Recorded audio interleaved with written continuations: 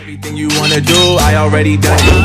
And I got your little boo telling me she love me. I got this one, that one. Damn, it's gonna be a long night. Yeah. You know. I said, damn, it's gonna be a long night. Benua iblis dipenuhi oleh makhluk sihir yang kuat. Di Guild Petualang, pekerjaan untuk membereskan monster-monster seperti itu hanya diperuntukkan bagi mereka yang sudah mencapai ranking C atau lebih. Pada dasarnya, ras iblis lebih kuat daripada ras manusia. Ditambah lagi, dengan karakteristik khusus yang dimiliki masing-masing ras, mereka sangat ahli dalam peperangan antar ras. Saat ini, sekalipun kami tidak bisa mempersiapkan diri dengan baik, namun perjalanan kami telah dimulai. Ini akan menjadi perjalanan dari satu tempat ke tempat yang lain. Namun kami tidak memiliki pilihan selain berusaha dengan sekuat tenaga. Yang pertama adalah tujuan. Tentu saja, tujuan akhir kita adalah Kerajaan Asura. Lokasinya terletak di wilayah barat dari benua tengah. Namun, kami tidak bisa menyeberang begitu saja dari benua iblis ke benua tengah. Karena di sini tidak ada rutenya. Di dunia ini, ras lautan mendominasi perairan. Ruijerd memberitahuku, sejak zaman dahulu, orang-orang dari berbagai ras berkumpul dalam suatu kota untuk melakukan pertukaran informasi dan hal-hal lainnya.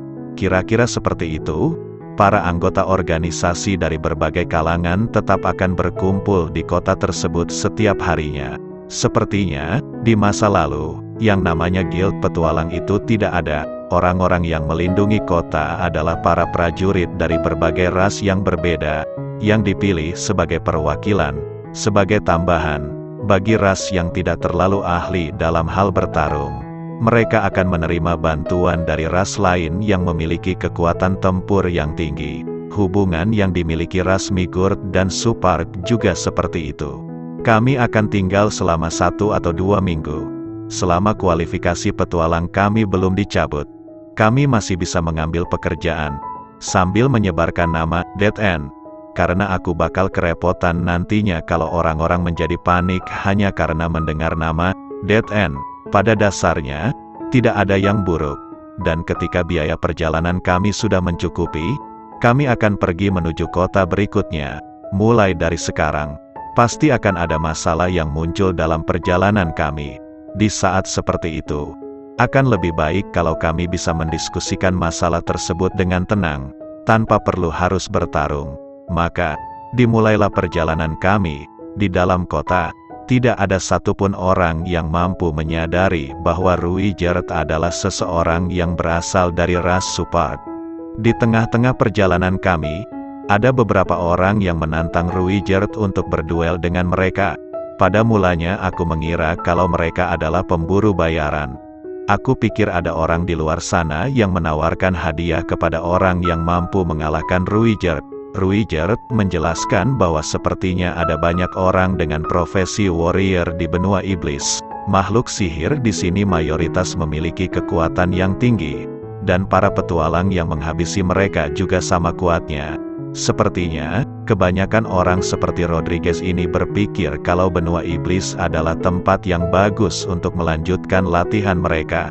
Kebanyakan dari mereka mungkin berpikir kalau mereka bisa bertambah kuat dengan cara seperti ini.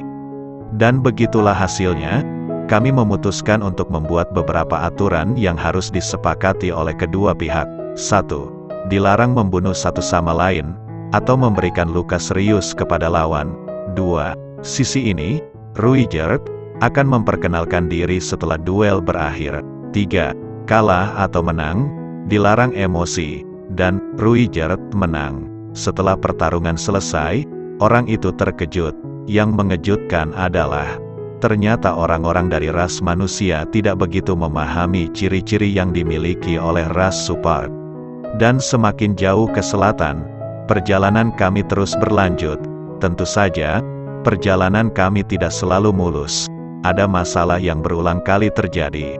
Dan juga, Eris yang mulai memahami bahasa Dewa Iblis menjadi benar-benar marah dan memulai pertengkaran.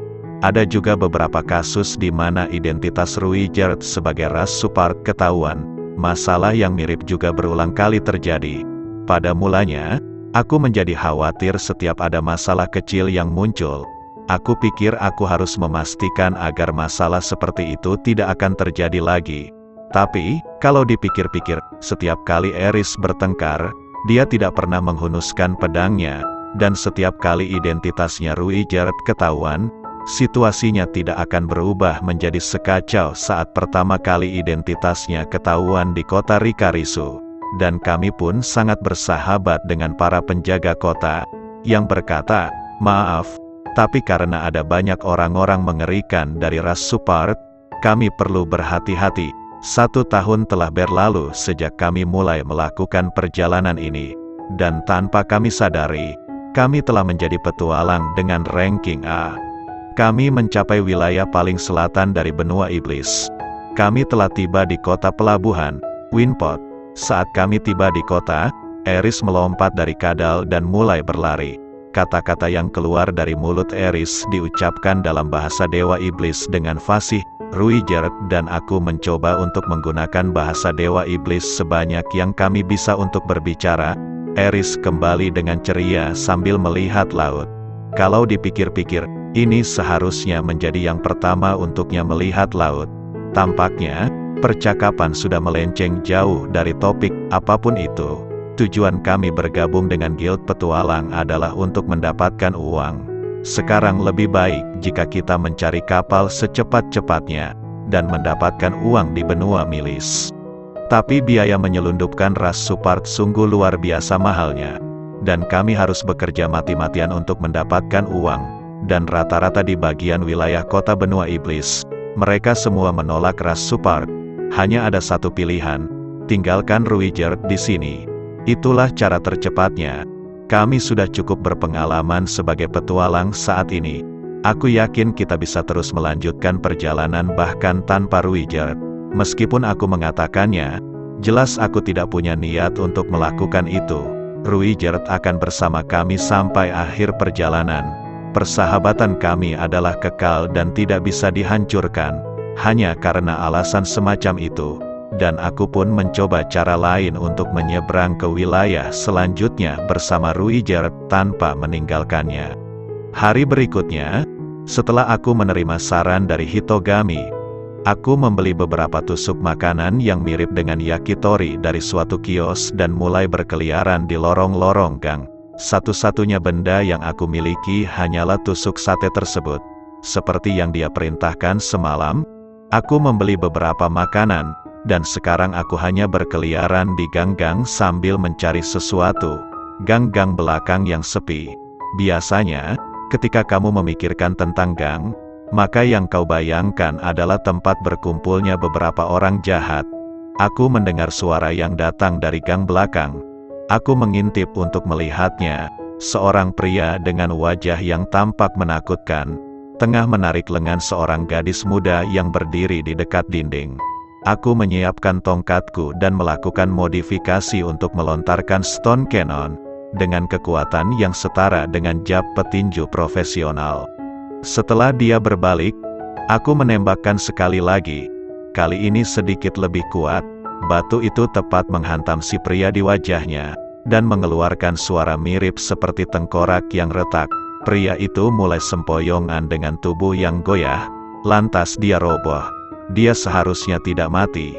Sepertinya aku bisa menahan kekuatanku dengan cukup baik. Aku sebisa mungkin memasang ekspresi bahagia di wajahku. Kemudian aku mengulurkan tangan pada gadis yang hendak diculik itu. Dia adalah seorang gadis kecil yang mengenakan pakaian agak terbuka. Pakaian itu terbuat dari kulit yang berwarna hitam. Dia mengenakan sepatu boot setinggi lututnya, celana kulit pendek yang ketat, dan penutup dada yang begitu minim. Kulit di daerah selangkangan, pusar dan paha, semuanya berwarna putih pucat. Dan akhirnya, yang paling mencolok darinya adalah rambut berwarna valet tebal dan bergelombang. Ada juga tanduk seperti kambing yang mencuat dari kepalanya. Aku mengerti saat aku melihatnya. Dia adalah Sucubus. Bukan hanya itu, dia juga seorang gadis kecil. Perkiraanku, seharusnya dia lebih muda dariku. Mungkinkah ini adalah hadiah terbaik yang Hitogami berikan kepadaku? Harusnya dia bukanlah sucubus. Di dunia ini, spesies seperti sucubus dianggap sebagai sejenis monster. Kalau aku tidak salah ingat, itu adalah monster yang mendiami benua Begarito. Dia menunjukkan ekspresi wajah yang luar biasa aneh. Apa yang telah kamu lakukan? Bagaimana caramu bertanggung jawab? Itu adalah ekspresi wajah teraneh yang pernah aku lihat. Tapi sepertinya apa yang aku lakukan kepadanya bukan hal yang dia inginkan. Dia kelihatan sangat marah karena aku telah menolongnya dari para pria jahat itu. Aku merasakan tanah berguncang dan seperti akan terbelah tepat di bawah kakiku. Aku menyadari hal itu kemudian langsung membungkuk di hadapannya, dan meminta maaf sembari menyuguhkan tusuk sate yang telah kubeli tadi. Dengan lahapan orang kelaparan, dia menjajah seluruh tusuk sate itu dalam hitungan detik, dan matanya seperti melancarkan sebuah energi yang luar biasa. Lantas dia bersyukur karena telah mendapatkan makanan setelah 300 tahun, dan makanan yang kuberikan itu katanya cukup untuknya sampai tahun depan, dan aku merasakan bahwa itu adalah hal yang sangat aneh tentangnya.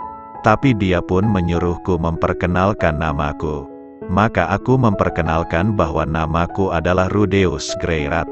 Setelah melihat wajahku, gadis kecil ini mulai mengatakan sesuatu. Kemudian melompat-lompat dengan penuh semangat. Ya, tentu saja ini sangat mengejutkan. Ini pertama kalinya dalam beberapa waktu terakhir, ada orang yang menatap wajahku dan memanggilku menjijikkan. Namun, aku juga berpikir bahwa dia menyeramkan.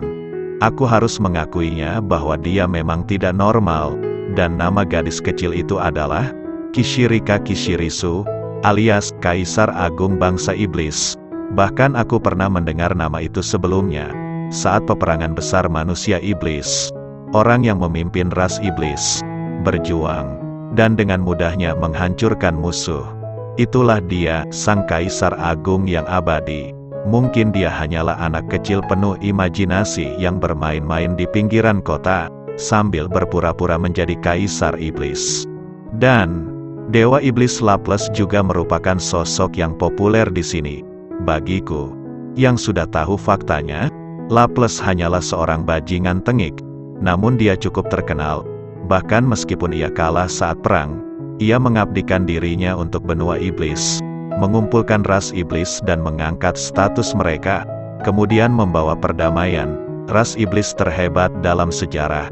Sebagaimana diceritakan dalam sejarah, mungkin, kisah itu begitu terkenal, sampai-sampai banyak anak kecil yang bermain-main sembari meniru kisah Laples, terutama, episode di mana ia bertarung melawan Kaisar Iblis yang abadi. Saat kami datang menuju Winpot, aku sempat beberapa kali mendengar kisah itu. Kaisar Iblis Agung Kishirika juga merupakan sosok yang hebat, bahkan kau bisa menyebutnya makhluk spesial. Namun, maka aku pun tidak begitu mempercayainya. Anak ini tentu saja merupakan penggemar Kaisar Iblis Agung, dan dia tidak memiliki teman untuk bermain. Jadi dia bermain-main sendirian di gang-gang yang sepi ini. Sungguh berbahaya tindakannya. Apa boleh buat? Aku akan menemaninya bermain sebentar. Aku mulai berakting dan membungkuk dengan satu lutut, mirip seperti bawahan yang sedang memberikan hormat kepada tuannya. Kishirika mulai mengangguk dengan ekspresi gembira.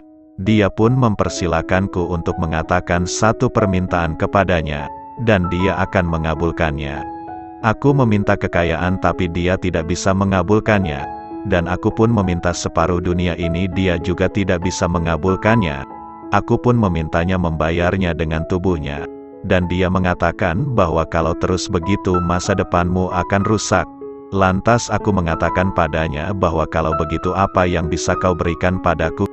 Kishirika menjawabnya, tentu saja kalau kau meminta sesuatu kepada Raja Iblis maka aku akan memberikan mata iblis padamu. Kishirika tiba-tiba meletakkan jari-jarinya ke mata kananku. Aku merasakan sakit yang intens.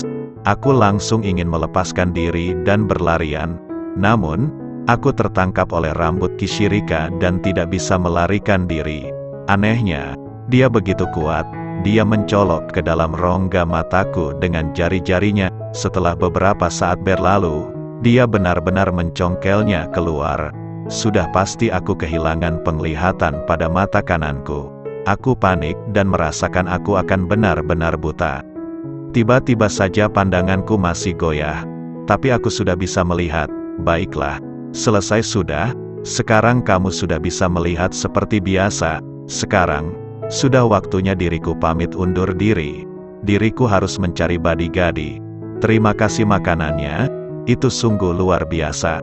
Setelah mengatakan itu, Kishirika melompat ke atap, dan dengan cara seperti inilah, aku mendapatkan mata iblis peramal.